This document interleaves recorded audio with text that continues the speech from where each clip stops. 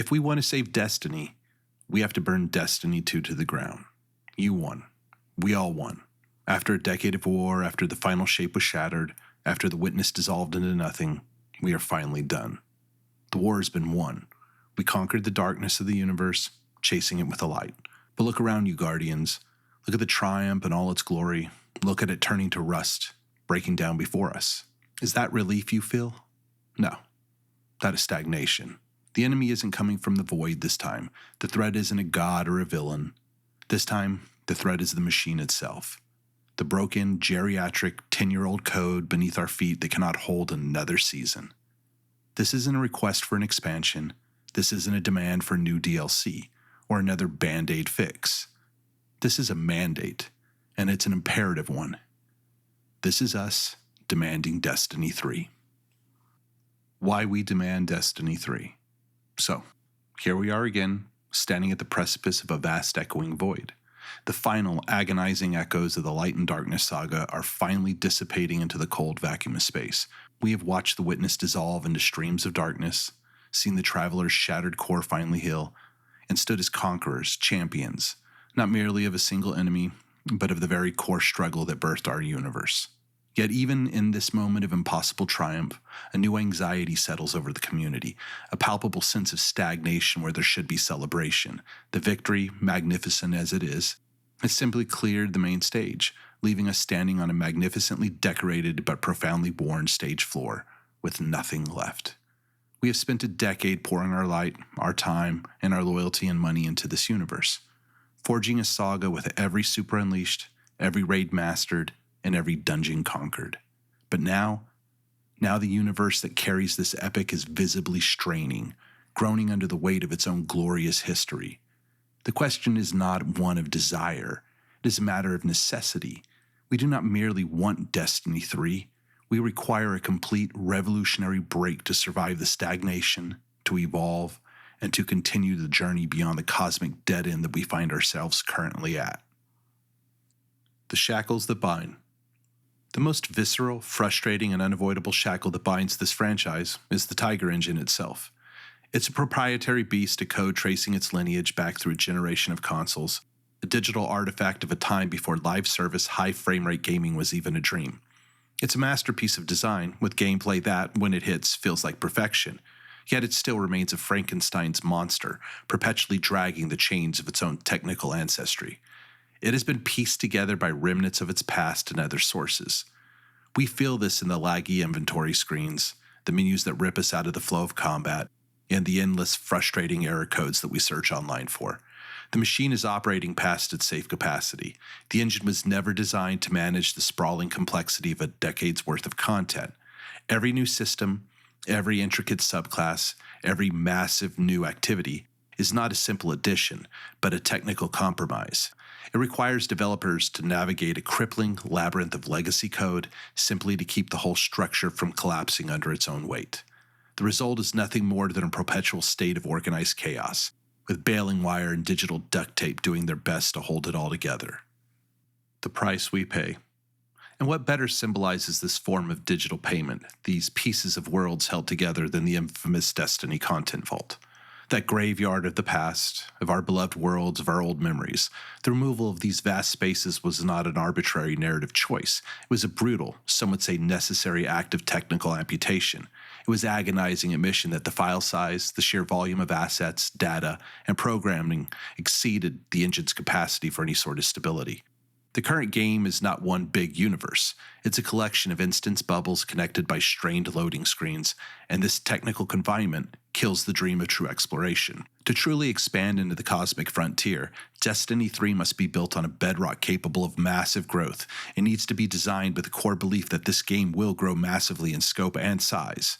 Imagine the thrill of taking your ship from orbit, descending through the atmosphere, and touching down on a new Venus with zero loading screens, a seamless reality that is tragically, absolutely impossible within constraints of the current aging engine. The team at Hello Games has been able to pull off this feat, though, this exact example with a team that is far smaller than the Destiny team. This is all very possible, very plausible with the current existing tech. Many forget when positivity arises that Sony is the owner of Bungie. Many are also aware of the large studio set that Sony owns as well. These studios are all also the creators and innovators of gorgeous and easy to design for engines. Look no further than the Decima engine, used by Guerrilla and built upon by Kojima. Bungie is owned by a company that is ripe with some of the best in the industry. Change is required, and when it happens, then the story can be told. Where does the story go now? The importance of the narrative for a sequel is equally compelling. The successful conclusion of the Light and Darkness Saga has left the story in a profound and potentially fatal void of purpose. What can top The Witness? We have fallen into the trap set by so many other games, Mass Effect being one, where we killed the biggest, baddest thing in the room.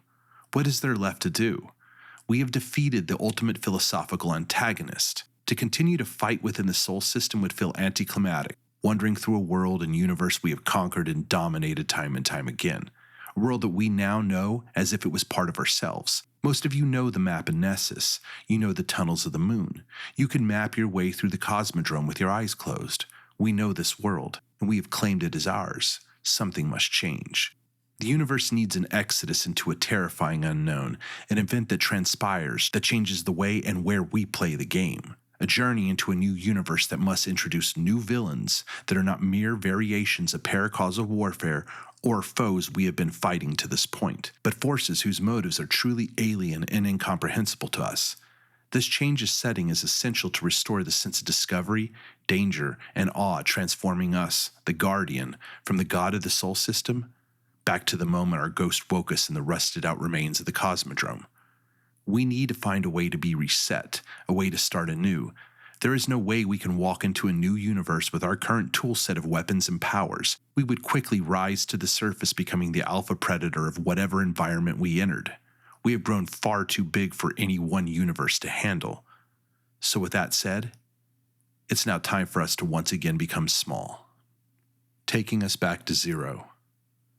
The new story must first reclaim the sense of wonder and fear that has been lost to a decade of accumulating power. We Guardians have mastered both light and darkness. We are walking god killers, some of us so long in the tooth now that we felled Atheon on D1 on the week of release.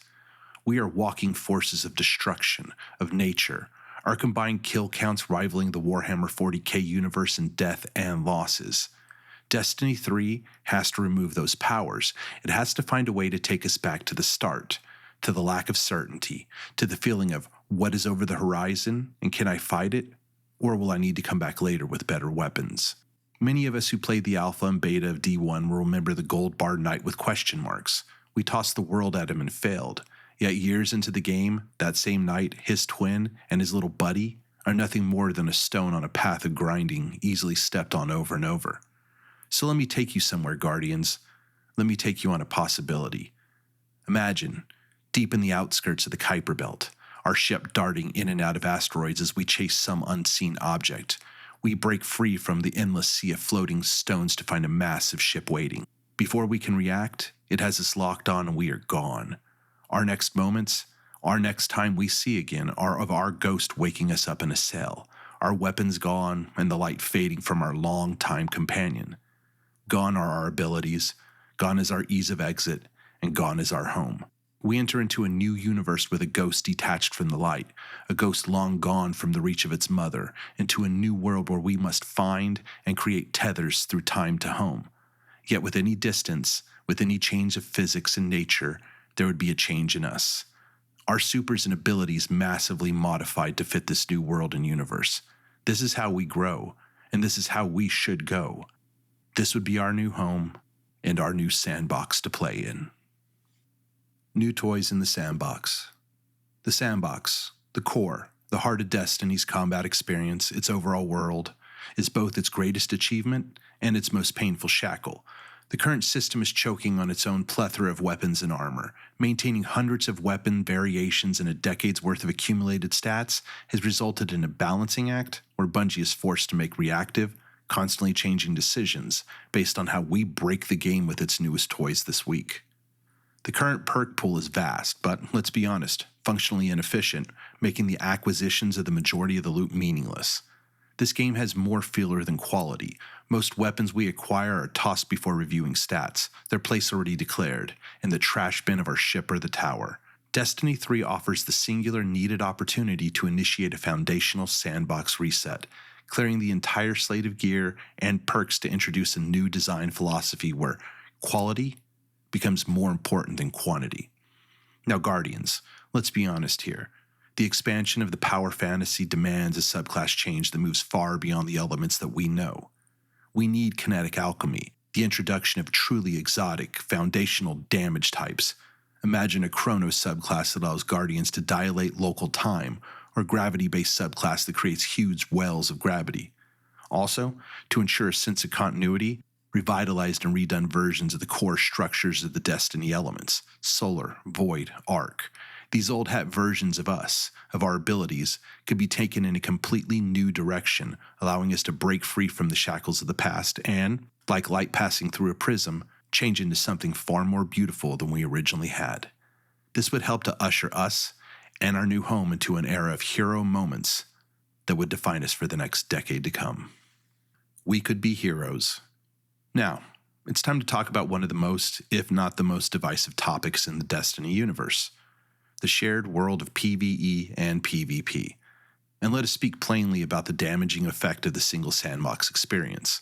The current system forces Bungie onto a balancing beam where every gameplay or weapon decision is made to stabilize the crucible without causing damage to the chaotic power fantasy enjoyment of the PvE experience.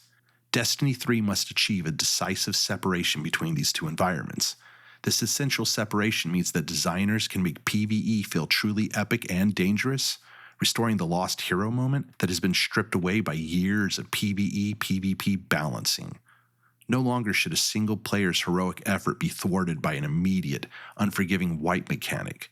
The normal mode of Destiny 3 must restore the 30-second revive timer and the ability for an individual to rise from the dust, clutch the moment, and pull out an awesome victory from the jaws of failure and become the legend that every player yearns to be.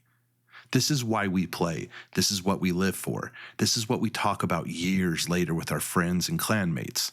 This is what helps draw others into the game. Because deep in our hearts, deep in our soul, we all yearn to be the hero, to make a difference and do more for the world that we all call home, to hold our achievements high and let our banners furl in the wind.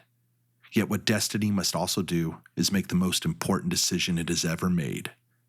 What Destiny is. To be or not to be an MMO. So finally, Destiny must now decide what direction it must go in. For too long, we have flirted with so many different iterations of the game. We are a looter shooter. We are an MMO light. We are a co-op game. Bungie needs to decide what it wants to be and embrace it, wrap itself in it, and build on that structure for the future. We need a long-term consistent plan that is built around the core of this system and what it should be. We need to stop staring at a virtual character builder, cycling between MMO, MMO light, and looter shooter, and pick one. Then allowing us to finally move beyond the game creation screen and get into the meat of what Destiny should be. Destiny needs to find its place in the market, like Warframe, like Helldivers, and like Call of Duty, and decide what kind of game it wants to be. So with all its bluster and all its fanfare, the best and most obvious choice would be that of an MMO. So why did I choose this? Well, that's simple, Guardians. The player base at Destiny is rabidly hungry, always on the prowl for the next piece of content, fangs sharpened, teeth ready for whatever the developers dare to throw our way. We quickly shred and devour this at a breakneck pace, before quickly turning and demanding more. Looter shooters and PvP-only games are incapable of keeping up with this insatiable hunger. A long-term, well-planned-out MMO that allows for a broader experience, one that allows us to have more of a hand in its world crafting, well, it's now required. The list of possibilities for what this can bring to this game are endless. We could have player and guild housing, entire server structures designed around what the players want. What you want from this game. PvE-only servers that allow Guardians to enjoy and move through the world at their own pace and find their place. PvP servers that would allow for open-world combat far beyond the walls of the Crucible. PvPvE servers that offer a wide and broader range of options for the majority of the player base. The possibilities of what an FPS MMO could bring to this universe are just too delicious to think of, leaving me with a hunger for something that I will probably never get to taste. These are the choices and decisions that Bungie must make in order for us, the players, the Guardians, to have a better place in this galaxy. For us to finally have the culmination of all the positives across 10 years poured into a single structure built and designed with a future in mind. Ending and conclusion. Well, so there it is, Guardians. There are my reasons for why we, the players, the Guardians of this universe, why we deserve a new one. So as we travel along this pathway now, as we clunk on down the intergalactic road in our aging and broken down game, you can't hold it against me to wish, to hope, and to want for more for us, to want for more from the world that we have become a part of, the world that we have spent so much time in. I find it odd that so many find my take hopeful and caring, even more hilarious that a lot of my friends find me negative. Yet in a world of darkness, when all those shadows crawl towards us to engulf us, know that someone has to hold that light high and guide us back home, and I hope I can do that for you all. So Guardians, I appreciate you watching up to this point, and as always, I appreciate all of you and your time and views and comments. A like, a sub, a comment, they go a long way, and if I didn't earn those yet, just know I'm going to keep trying till I do. So Guardians, I hope you're enjoying your game, I hope you're enjoying your time, and in the end, wherever you are now, whatever you're playing now, I hope you end up back here with me, flying across space to take down the monsters that we fight in the darkness. So thank you all, and I hope you have a most excellent day.